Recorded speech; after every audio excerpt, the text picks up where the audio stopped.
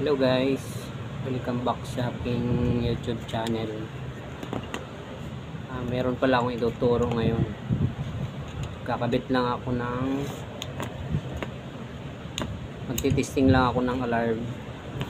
Tapos ang gagamitan ko ng power lock, itong relay. Imbis na module yung gagamitin, ito na lang relay gamitin natin para dito.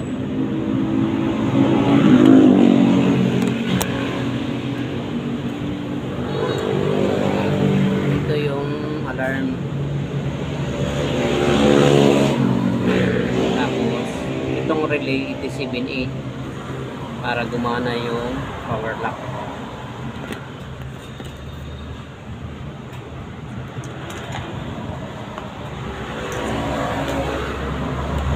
Ito yung wire ng power supply.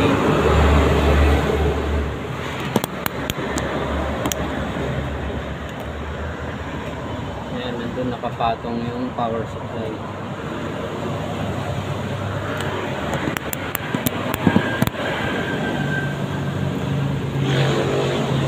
Bali, ito yung relay.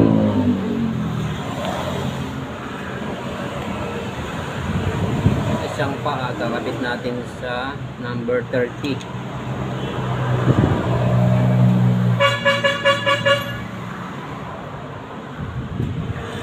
Number 30.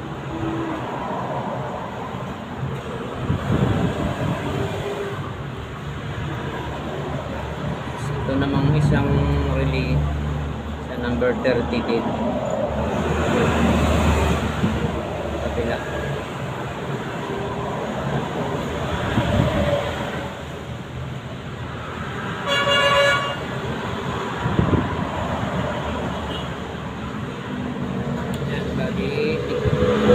Isa sila.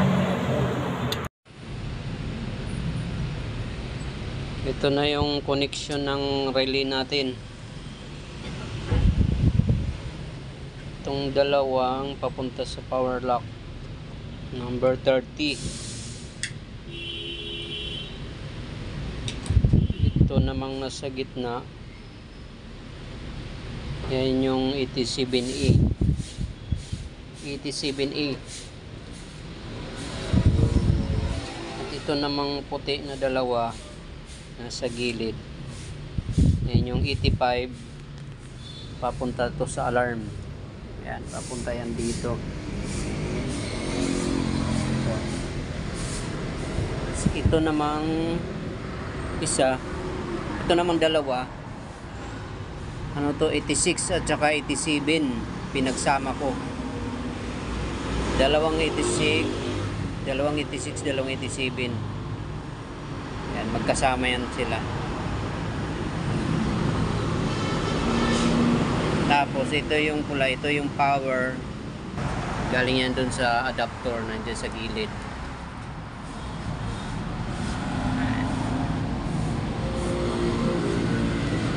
Kasi imbis na gagamit kayo ng module, pwede rin naman itong relay. Pero yung relay na yan, hindi yan ordinary, yan yung 87A.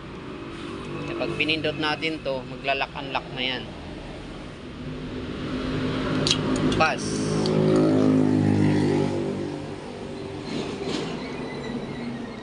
Lock. Bukas. Ito wala lang tunog kasi hindi ko kinabit yung siren niya, yung trompa, hindi ko lang kinabit. Yan. Pag naubusan na kayo ng module, ganito, ayun eh, relay pwede pang option. Yun o.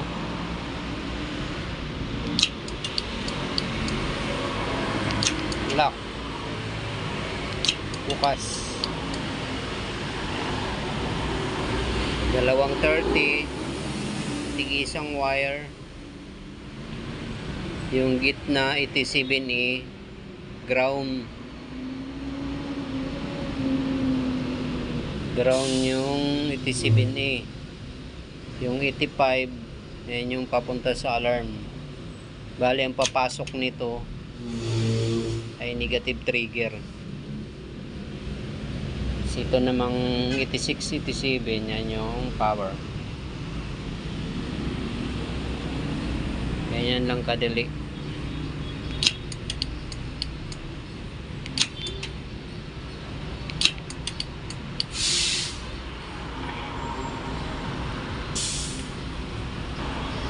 Pakita ko yung relay 87A.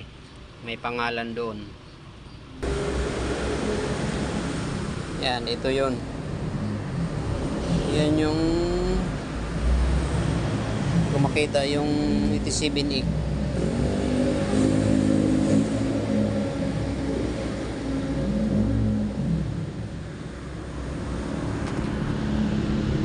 Yan guys, sa gitna.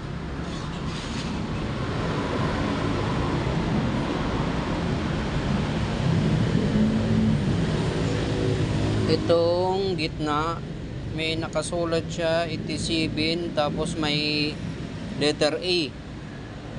Kaya 87A. Tapos ito namang sa taas, yan yung 87. Pero yung ordinary na relay hindi pwede. Kailangan may 87A talaga nakasulat. Thanks for watching.